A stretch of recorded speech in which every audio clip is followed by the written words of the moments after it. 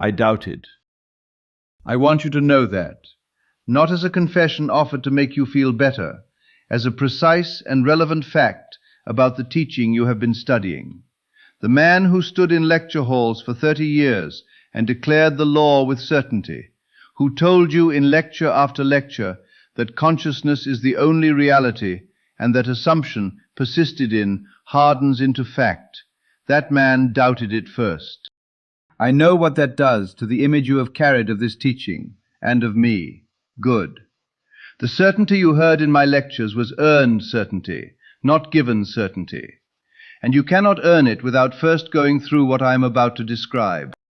Not once, not briefly, with the particular, grinding, evidence-accumulated uncertainty of someone who knows something intellectually and cannot make it real in their own life, who understands the mechanism completely and watches it fail to operate in the very situation they most need it to work. And when that state arrived, I went to Abdullah. What he said to me was not what you would expect a teacher to say to a student, carrying what I was carrying. And it changed how I understood the law more fundamentally than anything he had taught me in the preceding years of formal study. Tonight I am going to tell you what he said, and why it was the most useful thing anyone has ever said to someone in the grip of this. Stay with me. The uncertainty arrived, as genuine uncertainty always does, not as a philosophical position, but as a lived experience. I had been studying with Abdullah for several years by this point. I understood the teaching, not superficially, not as a borrowed framework, but as a system I had traced through the scriptures, through the Kabbalah, through the inner logic of how consciousness creates the world it inhabits. I had watched the law work in smaller things. I had had experiences that confirmed it. But there was a gap between what I knew and what I could occupy, between the intellectual grasp of the law and the felt reality of it in the exact circumstances of my life. And in that gap, in the space between knowing and being, the evidence of the outer world has been accumulating for some time. The particular circumstances do not matter for this telling. What matters is the quality of the experience, which is the quality you know, the mounting evidence, the feeling of having done everything correctly and watched the outer world remain unchanged, the quiet, insidious question that does not announce itself as doubt, but arrives dressed as reason. Perhaps I am the exception. Perhaps the law works as I understand it to work, but in my situation, for reasons I cannot identify, it is not working for me. That is not philosophical doubt.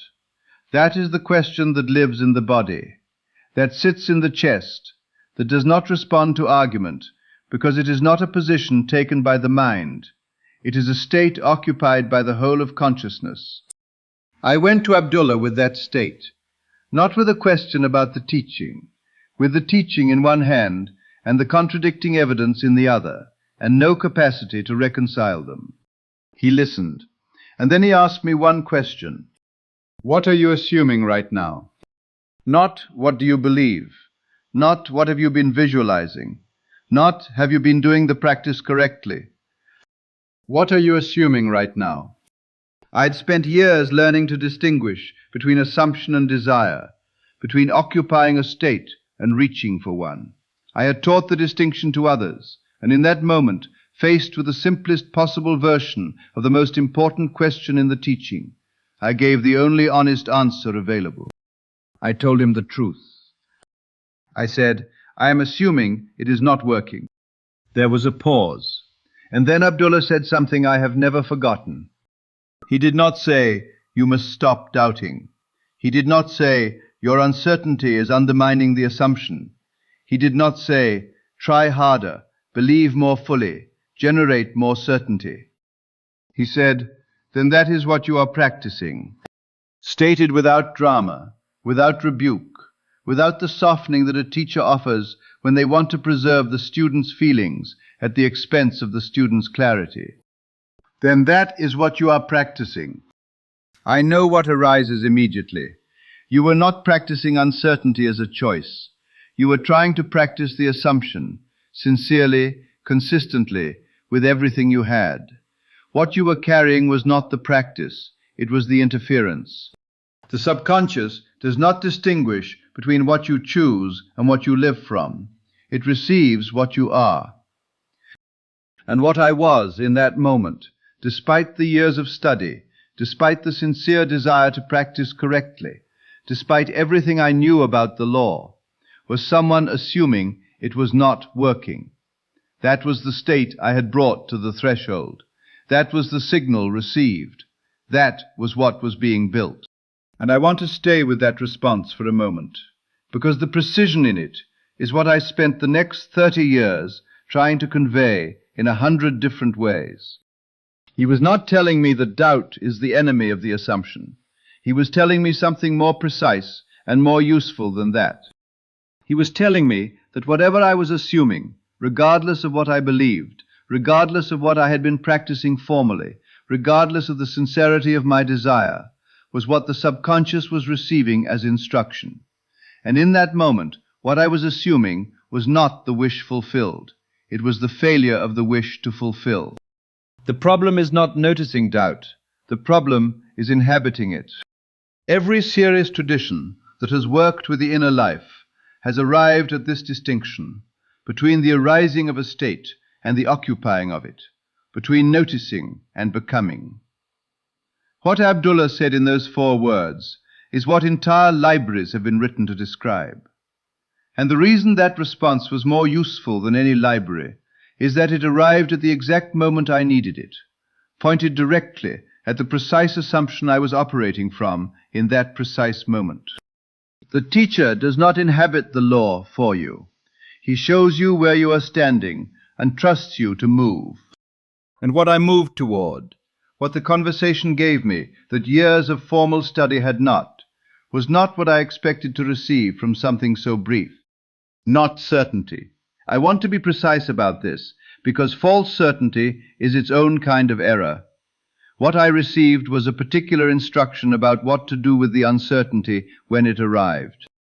Not to suppress it, not to argue with it, not to wait until it resolved before returning to the assumption. To notice it, to name it as exactly what it was, not a verdict on the law, not evidence of my own inadequacy, not a reliable report on the future. A state, a temporary, passable, impermanent state that had no more authority over the assumption than a cloud has over the sky it moves through. And then to return to the assumption. Not because what I had been carrying had gone, because the assumption was more accurate, more consistent with the nature of consciousness and how it operates. I know what that raises. What does returning to the assumption feel like when the uncertainty is still present? How do I hold both simultaneously? It does not feel like certainty. It feels like decision. A decision made in the presence of doubt, not in its absence. Made once, returned to when it reasserts itself, made again. That returning, quiet, undramatic, without requiring the uncertainty to have resolved, is the practice. Not the formal imaginal act, not the nightly work in the state akin to sleep. The decision made again in the ordinary moment when the question is loudest. You will doubt. The evidence will accumulate. The outer world will present its case with persistence and precision. The reasonable voice inside you will find the gap between the assumption and the visible reality and offer its interpretation of what that gap means. Notice it, name it accurately, and then return to the assumption, not because the question has been resolved, but because you have understood what Abdullah understood. What you are carrying is a state you are observing, and the assumption is a state you are choosing. Doubt is not the enemy of the assumption. Operating from doubt is. There is a difference, and it is the most important practical distinction in the entire teaching. You can notice doubt and still choose the assumption. That is what I did. That is what Abdullah pointed me toward, not by removing the difficulty, but by asking one question and trusting me to hear my own answer. That is what I am teaching you to do.